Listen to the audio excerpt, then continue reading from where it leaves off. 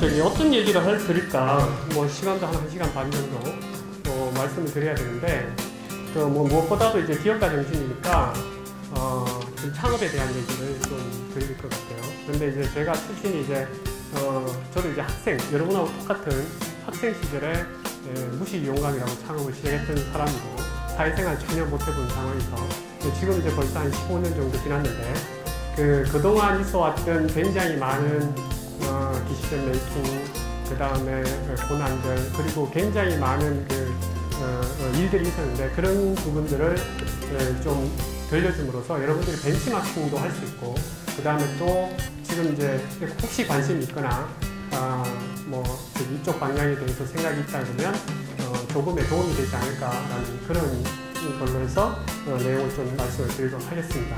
제목을 히든 챔피언, 꿈과 도전이라는 걸 했는데요. 사실 제가 창업할 때 히든 챔피언의 말이 없었어요. 근데 한 2, 3년 전인가 히든 챔피언이 굉장히 이제 유행을 했는데, 지금 생각해보니까 그게 제가 원했던 꿈이었던 것 같고, 그래서 이 용어를 굉장히 좋아합니다. 제가 하고 있는 분야도 이 히든 챔피언이 하고 있는 그런 분야이기도 하고요. 히든이라고 제 앞에 적혀 있는데, 혹시 이 강의 전에 아이비스에 대해서 들어본 사람이 있습니까? 한번 손 들어보세요. 한 명. 아디다스 아닙니다. 아이비스. 저기도 들어봤고. 얼마 전에 TV에서 굉장히 방영 많이 했던 아이리스하고도 비슷한데, 보안 분야는 똑같은데, 어쨌든 뭐 여기 계시는 모든 분들 중에만 2~3명밖에 없으니까 분명히 히든까지 맞춘 것 같고요. 그 다음에 챔피언이라고 하는 것은 뭐 이 강의 여기 교단에 섰기 때문에 아마 조금은 자랑할 게 있으니까 올라왔을 텐데, 앞으로 그런 부분에 대해서 조금 설명을 좀 드리도록 하겠습니다. 그러면서 이제 어떻게 해서 학생 시절에 그런 꿈을 가지게 됐고, 그 도전을 했고, 그 도전 과정이 어떻게 진행되면서 지금 이 길에 왔고, 앞으로의 방향은 뭔가, 이걸 갖다가 좀 설명을 해드리면서 여러분들하고 좀 공감대를 형성할까 싶습니다. 아마 여러분들도 제가 뭐 특별한 게 아니고, 우리 집안이 뭐 아주 잘난 것도 아니고, 사실은 어떻게 보면은 굉장히 열악한 환경이었을 수도 있습니다. 제가 뭐 카이스트 학부 갔는데 가장 큰 이유는 등록금 안 내기 때문에 갔습니다.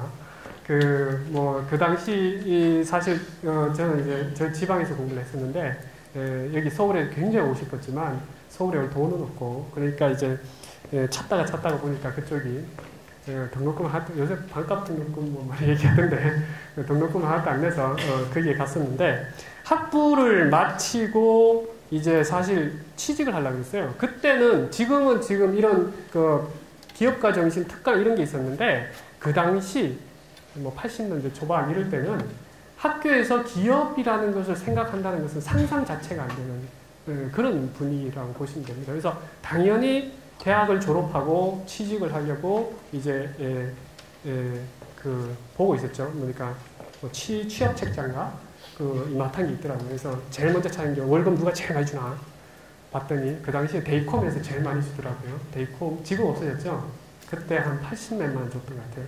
근데 가만히 생각하니까 그 많은 학생들, 뭐 수천 명의 학생들이 졸업을 하고 그 대기업, 중소기업 뭐 거기 가서 이제 특히 대기업이죠.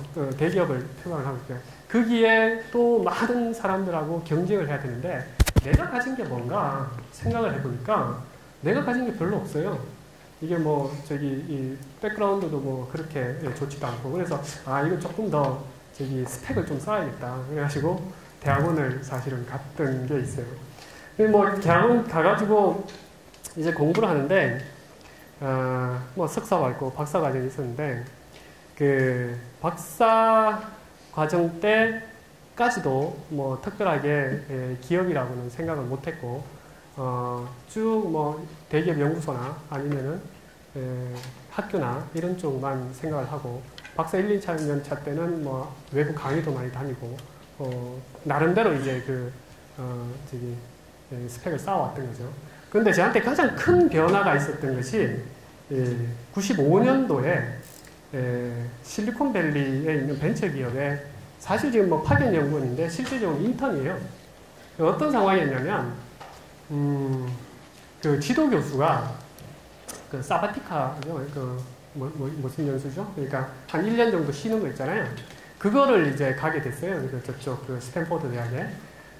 그러시면서 이제 저는 이제 학교에 남게 됐는데, 그때 이제 저한테 하는 얘기가, 한국에서만 공부하면 시야가 좁아지니까 여기 와가지고 좀 한 6개월이라도 있어라. 아이고, 저희가 웰컴. 그러면서 이제 갔죠. 사실 뭐 지금은 해외에서 다 다니지만 그때는 그런 기회가 전혀 없죠. 그런데 이제 그때 제가 결혼했었습니다. 그래서 와이프하고 둘이서 거기 갔었는데, 95년도에 갔던 회사가 지금 한국에도 있어요. PSI라는 회사였는데, 원자현미경을 만드는 회사였어요.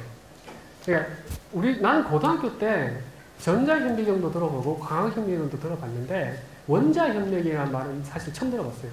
그리고 분명히 교과서에서 그러니까 분자까지는 볼 수 있는데 전자현미경으로 원자는 눈으로 볼 수 없다라고 배웠는데 그 현미경이 원자를 이렇게 볼 수 있는 거예요. 물론 본다는 것이 이제 광학, 시각에 의한 거지만 그건 불가능한 얘기고 벌써 분자만 가더라도 전자현미경에 의해서 추론을 해내는 거죠. 근데 이제 원자현미경은 그 원자력 간의 힘을 통해 가지고 그 원자의 형태를 찾아내는 정말 최첨단의 그 기술을 갖고 있던 그런 회사였어요. 물론 그 기술은 몇 년 전에 노벨 물리학상을 받은 사람이 발표를 했던 거고, 스탠포드에 있는 컬크 교수라고 사람이 이제 제자인 한국의 박상희 박사님이 이제 거기서 박사학위를 하고 이제 미국 실리콘밸리에 벤처를 만드신 거죠. 거기에 이제 가게 되는데, 뭐 나도 엔지니어 출신이니까 거기 가면 기술적으로도 사실 상당히 이제 세례를 받은, 뭐 어떻게 보면 놀랐던 건데, 사실 거기 가서 그 첨단 기술에 대해서 사실 놀란 게 아니라, 정말 우물한 개구리였죠. 한국에서 맨날 바라보고 있었던 게 애플, 뭐 휴레패크드, 그 다음 뭐 그때 쓰리콤, 또 뭐, 많이 있죠. 굉장히 많은 그 유명한 회사들이 거기 갔더니 다 있는 거죠. 그리고 여기 이 창고는 그 애플이 초기에 창업했던 그런 그 게러지다. 그리고 뭐 여기는 뭐 휴레패크드가 시작했던 곳이다. 근데 그 큰 회사들을 떠나서 그 실리콘밸리에 있었던 그 수백 수천 개의 작지만 강하고 그 다음에 그 범위가 내수가 아니고 전 세계를 대상으로 하는 기업들이 포진해 있었던 거예요. 그래서 그때 이제 느꼈던 게, 와, 우리나라가 굉장히 급속도로 발전했죠. 사실 뭐, 이 전례가 없는, 전 세계적으로 전례가 없는데, 여기에 그 급속도로 발전한 거에 주력은 누구냐 하면, 결국에는 대기업이었죠. 그러니까 그 대기업은 대단한 역할을 했어요. 지금도 그 역할을 하고 있고, 그 대기업들하고 일본에도 대기업들이 많이 있는데 일본을 능가할 수 있는 그런 대기업들이 생겼기 때문에 현재 우리나라가 있다라는 생각을 했는데, 실리콘밸리에서 본 기업들은 그런 대기업도 아니고 중소기업이라고 하는데 보니까 우리나라의 중소기업은 두 가지였어요 그때. 그러니까 대기업의 하청기업 업체든가 아니면은 그 인건비 따먹기 해가지고 굉장히 싸게 만들어가지고 이제 수출하는 그런 부분의 역할이 있었지, 정말로 기술이라는 걸 갖고 세계적인 기업, 뭐 크지 않지만 그런 기업들이 도대체 몇 개가 되느냐. 1등 기술이 그 당시에 뭐 30몇 개인가 있었는데 그 중에서 대기업이 대부분 다 갖고 있고, 그런 작은 기업들이 그런 기술을 갖고 있는 회사를 못 찾았는데, 실리콘밸리의 그 수천 개, 수만 개가 결국에는 미국을 이끄는 힘이라는 그런 느낌을 좀 받았어요. 그리고 거기서 보게 된 창업 분위기, 하나의 에피소드가 있는데, 제가 이제 석사 때 논문을 썼는 게 상당히 잘 돼가지고, 그 석사 논문을 국제 특허를 한 두 개 갖고 있었어요. 근데 이게 굉장히 아카데믹한 내용이에요. 그러니까 이게 실용적인 그 특허가 아니고 굉장히 아카데믹한 건데, 거기 실리콘밸리에 이제 그 회사에 가서 앉아 있는데 갑자기 전화가 오시죠. 그래서 왠가 봤더니 내가 그런 국제 특허를 2개 갖고 있다라는 그걸 누군가가 또 알았는지 그 벤처 캐피탈에서 만나자는 거예요, 무조건. 그러니까 만나서 어떤 건지 들어보자. 그 내용이 정말 창업할 수 있으면 자기가 투자를 하겠다. 뭐 나로서 황당한 거죠. 뭐 아니 뭐 그 기술이 뭔지도 모르는데 창업 투자라는 말도 처음 들어봤고, 그래서 그 전화를 받으면서 계속해서 나는 이거는 굉장히 아카데믹한 거라서 아니다라고 하면서 설명하는데 꽤 며칠을 보냈던 그런 기억이 있을 만큼 그 분위기들, 그 스탠포드 대학이 있고 그 스탠포드 대학의 학생들이 학교에서 배운 부분이나 뭐 여러 가지를 나와서 창업하고 그 회사들이, 내가 있었던 PSI 회사도 매출이 그 당시 한 1200만 불? 한 120억, 130억 하던 회사밖에 안 돼요. 근데 그 안에는 전 세계의 그 바이어들이 와가지고 그 제품을 배우고 사가고 뭐 이런 그런 것이 너무 좋아 보이는 거예요. 그래서 야, 이게 기술자가, 엔지니어가, 저도 이제 공돌인데, 공돌이가 이게 그냥 대기업에 가는 거나 아니면 학교 교수직으로 가는 것이 많이 좋은 길은 아니다. 그러니까 그 길만 있는 게 아니다. 그 길도 굉장히 중요하지만 기술을 갖고 세계적인 기업을 만들어내는 것이 어떤 하나의 꿈이 아니겠느냐, 재밌지 않겠느냐, 이런 생각을 6개월 동안 하게 됐어요. 그래서 뭐 좀 허황된다고 할 수 있는 게, 뭐 제가 그 큰 배경은 우리 집안에서 사업하시는 분이 한 분도 안 계셨고, 그 다음에 알다시피 뭐 저는 뭐 돈이 하나도 없어가지고 이 대학도 이제 장학금 받고 가기 위해서 갔던 사람이고, 개인적으로는 전혀 뭐 자본금도 없었고, 뭐 환경적으로나 자금적으로나 없었는데 그냥 여기 가서 그 기업, 그런 회사들이 부럽고 해서 이제 막창 시작하자라고 하고 한국에 이제 돌아오게 됐습니다. 돌아왔는데 돌아와가지고 이제 뭐 여기도 아마 연구실을 보면 아마 여기 학부생들도 아마 연구실 생활하시는 분들 좀 있을 거예요. 연구실이라는 게 뭐 별거 없잖아요. 맨날 가가지고 거기서 이제 뭐 프로젝트하고 그 앞에 있는 커피 자판기에서 커피 뽑아서 소파에서 밤새 그냥 떠들고 이러는데, 창업을 하기로 하고 무슨 아이템을 할 거냐 아무것도 생각하지 않았어요. 그냥 나는 이 방향으로 가야겠다. 그리고 이제 들어와가지고 그 소파에서 커피 한잔 하면서 옆에 있는 정지로 박사라고 그때 같이 동료가 있었는데 딱 보면서 나 이거 진짜 창업 재밌는 것 같아. 같이 안 해볼래? 이랬더니 그 자리에서 0.5초 내로 그러지 뭐. 이러는 거예요. 그래서 못 믿고 모르는데, 그래서 이제 그 친구가 지금 현재 이제 아이리스의 연구소장을 하고 있습니다.